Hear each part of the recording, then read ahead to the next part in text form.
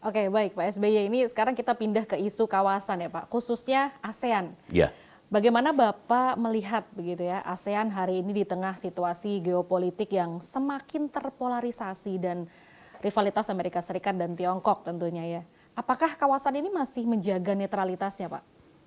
ya, pertanyaan yang mudah tapi tidak mudah untuk dijawab. Eh, Begini, menurut penglihatan saya, ASEAN ini akan diuji oleh sejarah ke depan nanti. Apakah ASEAN masih relevan? Oke. Apakah ASEAN memiliki netralitas yang disebut dengan ASEAN neutrality, termasuk ASEAN centrality gitu ya. Terus yang berikutnya lagi, apakah ASEAN values itu tetap bisa dijaga, yang membuat ASEAN itu bisa bertahan dalam waktu yang cukup lama. Ini pertanyaan yang relevan untuk kita jawab. Waktu saya berada di ASEAN 10 tahun itu saya sangat aktif untuk memastikan ASEAN itu bagian dari solusi di kawasan Asia dan bahkan di dunia. ASEAN membawa real benefit kepada semua anggota ASEAN. Bukan hanya pemerintah tapi juga rakyat semua negara ASEAN. Dan itu ternyata buahnya manis meskipun di penghujung masa jabatan saya sebagai presiden, saya sudah melihat ini, pengaruh rivalitas Amerika Serikat dan Tiongkok terhadap ASEAN itu juga nyata. Tetapi I have to say waktu itu ASEAN masih bisa menjaga netralitasnya dan masih bisa mengatakan atau mewujudkan ASEAN centrality. Nah, sekarang memang saya mengikuti dengan seksama, ASEAN sering tidak mudah untuk mendapatkan namanya common position, urusan sengketa di Laut Tiongkok Selatan. Tidak mudah. Karena ada yang lebih dekat ke Tiongkok, negara ASEAN, ada yang lebih dekat ke Amerika Serikat. Demikian juga netralitas ketika rivalitas makin menjadi-jadi antara Amerika Serikat dan Tiongkok. Kita lihat saja, ada negara-negara ASEAN yang cenderung lebih bersandar ke Tiongkok, ada juga yang lebih dekat ke Amerika Serikat. Nah, ini kita lihat Indonesia masuk BRICS. Kalau nanti ada negara ASEAN lain juga bergabung ke BRICS, ini juga bisa menimbulkan kohesi di antara ASEAN tidak sekuat dulu. Apalagi dulu Amerika punya blok yang namanya TPP, Trans-Pacific Partnership gitu ya. Bisa saja nanti, kita nggak tahu, Trump untuk menandingi BRICS ada lagi kerjasama di Asia Pasifik yang itu sifatnya atau bosnya Amerika Serikat. Kalau sempat ASEAN ada yang ikut BRICS, ada yang ikut bloknya Amerika Serikat, makin sulit menjaga kohesi di situ. Ini menurut saya ujian yang akan dihadapi oleh ASEAN, tetapi menurut saya ASEAN itu sudah well proven sebagai asosiasi yang menjaga netralitasnya, kemudian tetap mengutamakan kepentingan ASEAN dan akhirnya ya membawa keuntungan yang real. Nah, saya hanya berharap kepemimpinan para kepala negara, kepala pemerintahan ASEAN di tengah-tengah semuanya itu betul-betul berfokus pada kerjasama apa yang memang betul-betul membawa manfaat bagi ASEAN. Kemudian tetap relevan, kemudian kalau toh tidak berpihak, misalkan urusan sengketa di Laut Tiongkok Selatan, lebih bagus punya posisi.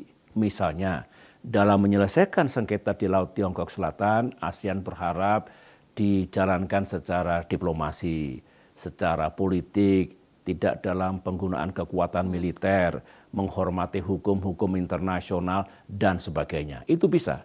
Tapi kalau ASEAN tidak bunyi sama sekali membiarkan, saya khawatir ASEAN menjadi tidak relevan dan kemudian apa gunanya ASEAN kalau seperti itu.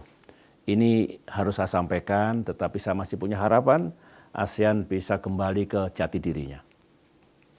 Ya, kita masih berbicara mengenai ASEAN nih. Kepemimpinan Indonesia sendiri di ASEAN ini sulit dinafikan, Pak. Nah, waktu itu selama masa kepemimpinan Bapak, Indonesia memainkan peran kunci memperkuat integrasi ekonomi ASEAN. Ya. Nah, sekarang pandangan Bapak, kira-kira apa tantangan terbesar dalam mencapai masyarakat ekonomi ASEAN? Dan Indonesia kira-kira bisa apa, Pak? Iya, Indonesia itu memang naturally dianggap sebagai saudara tua, big brother. Masuk akal karena Indonesia adalah the biggest country in ASEAN. Ya, tetapi dulu cara membawakan diri Indonesia sebagai big brother tidak mentang-mentang ngebosi, usah bosnya, tidak. Saya menghormati namanya equality di antara anggota ASEAN, di antara para pemimpin ASEAN. Mereka malah suka Indonesia negara besar tapi juga menghormati negara lain sehingga terjamin ya hubungan yang baik lah. Tidak ada yang merasa superior dan yang lain lebih inferior gitu. Nah, kalau ditanyakan soal ekonomi memang menjadi lebih rumit nanti ketika kepentingan ASEAN meningkatkan ekonomi ASEAN itu bersinggungan dengan kepentingan meningkatkan perekonomian BRICS, perekonomian individual country misalkan Tiongkok, kemudian barangkali India, barangkali Amerika Serikat begitu. Sehingga yang perlu dilakukan oleh ASEAN, marilah kembali kepada semangat ASEAN dulu, mengintegrasikan ekonominya. Pasar ASEAN makin besar. Apalagi kalau perang tarif, perang dagang menjadi-jadi, menurut saya ayo dikerahkan semua potensi ASEAN untuk betul-betul membangun ekonomi di kawasan ASEAN. Contoh, kita punya program namanya ASEAN Connectivity.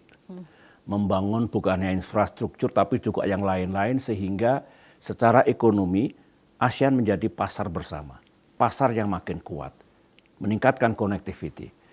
Nah, kemudian dengan era perang tarif, pastikan tidak ada perang tarif di antara sesama negara ASEAN. Dengan demikian akan ada security of supply, barang dan jasa satu negara ASEAN bisa dipasarkan ke negara ASEAN yang lain tanpa harus dibebani biaya tambahan, tarif tadi. Itu juga bisa dilaksanakan.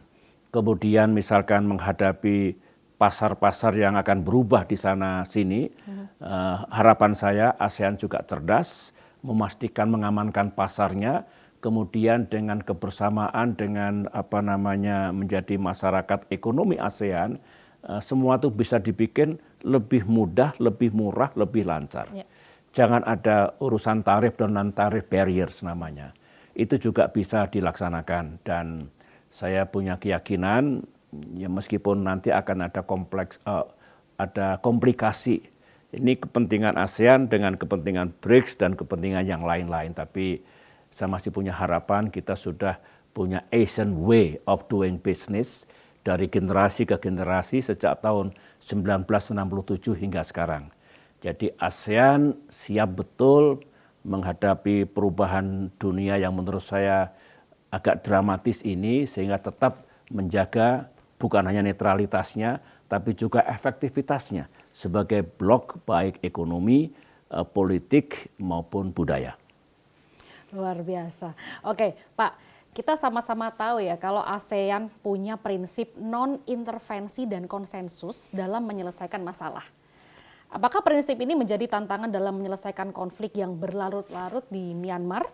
Dan pandangan Bapak bagaimana? Hal apa yang kira-kira belum dilakukan Indonesia nih untuk mendorong penyelesaian konflik dari Myanmar? Ya, konflik itu memang muncul sejak berdirinya ASEAN ya, saling tidak mencampuri urusan dalam negeri, apalagi dulu sistem politiknya berbeda-beda ya.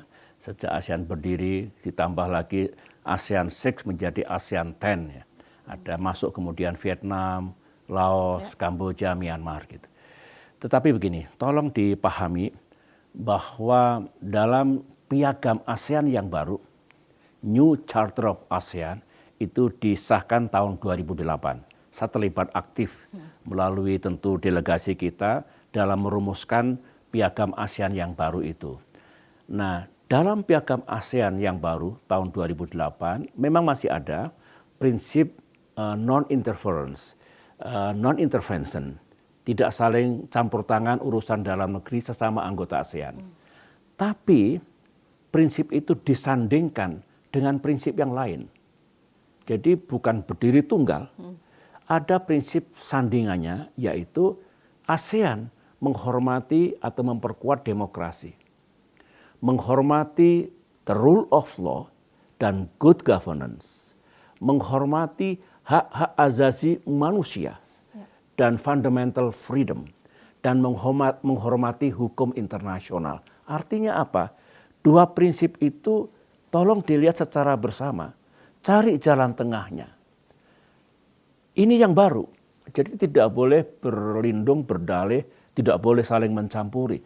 Nah, kalau ada negara yang ignoring, tidak menjalankan prinsip yang satunya lagi, mesti dicarikan jalan keluarnya.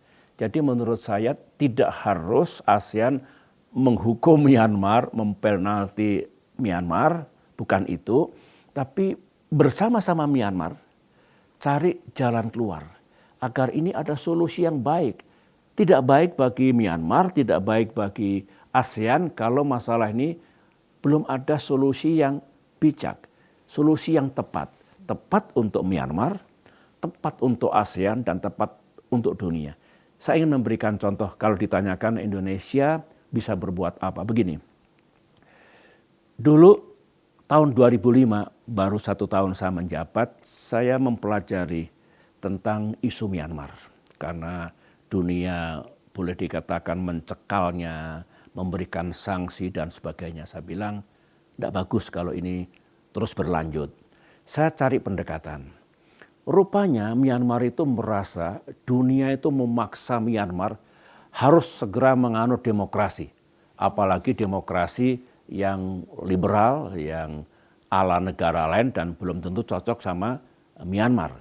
Pemimpin Myanmar namanya Senior General Tuan Swe itu juga menganggap Barat ini, dunia ini tidak paham apa persoalan utama di Myanmar. Kok hanya urusan demokrasi? Kami pada saatnya akan menuju ke situ kalau persoalan yang lebih membahayakan ini bisa diatasi. Mengerti cara pandang Tan Swe itu, beliau minta bertemu saya di Jakarta, berdiskusi. Saya datang ke Yangon, belum Naypyidaw, juga lama berdiskusi. Akhirnya saya tahu, kami namanya persatuan sedang terancam. Integrasi bangsa Myanmar sedang terancam. Kemudian perlawanan atau pemberontakan di banyak tempat sedang terjadi. Tidak mungkin kami tiba-tiba menuju demokrasi ini kami nomor 2-kan. Apa diplomasi kita dulu kepada Tan Swe?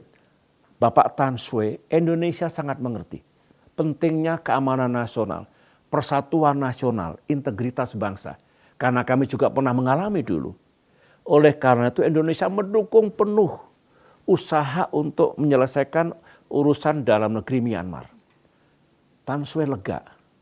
Namun Bapak Tan Swe, karena Myanmar sudah berjanji untuk secara bertahap, step by step basis menuju Myanmar yang lebih demokratis, itu juga jangan diabaikan. Indonesia akan membantu sepenuhnya Myanmar menjaga keutuhan, kedaulatan, dan keamanannya, sambil juga Indonesia sebagai kawan juga siap untuk bersama-sama mewujudkan Myanmar yang lebih demokratis. Dengan pendekatan itu mereka merasa tidak ditekan dan menjadi sahabat yang baik, sampailah akhirnya presidennya namanya Thein Sein, sahabat dekat saya juga. Thein Sein memuji Indonesia, tidak menekan, tidak menggurui, tidak mempenalti, tapi memberikan jalan, dukungan, dan mengerti persoalan Myanmar. Singkat kata, dengan pendekatan itu ada perubahan signifikan, ada election di Myanmar, Aung San Suu Kyi terpilih, dan sebagainya. Nah, yang ingin saya sampaikan adalah memang keadaannya berubah setelah ada peristiwa kemarin itu, Myanmar menjadi penglihatan dunia. Tolong ASEAN memikirkan approach yang benar terhadap Myanmar. Ini saudara sendiri, kawan sendiri, member of the ASEAN. On the one hand, tentu kita cari solusi untuk kebaikan Myanmar, tapi on the other hand, nama baik ASEAN dipertaruhkan. Karena tadi itu ada prinsip tidak saling mencampuri urusan dalam negeri, tapi juga ada kewajiban untuk menghormati the rule of law, human right, demokrasi, dan sebagainya. Kalau pendekatannya begitu, meskipun tidak mudah, I know, tetapi barangkali masih ada jalan, ada peluang untuk menyelesaikan Myanmar secara tepat dan secara bijaksana.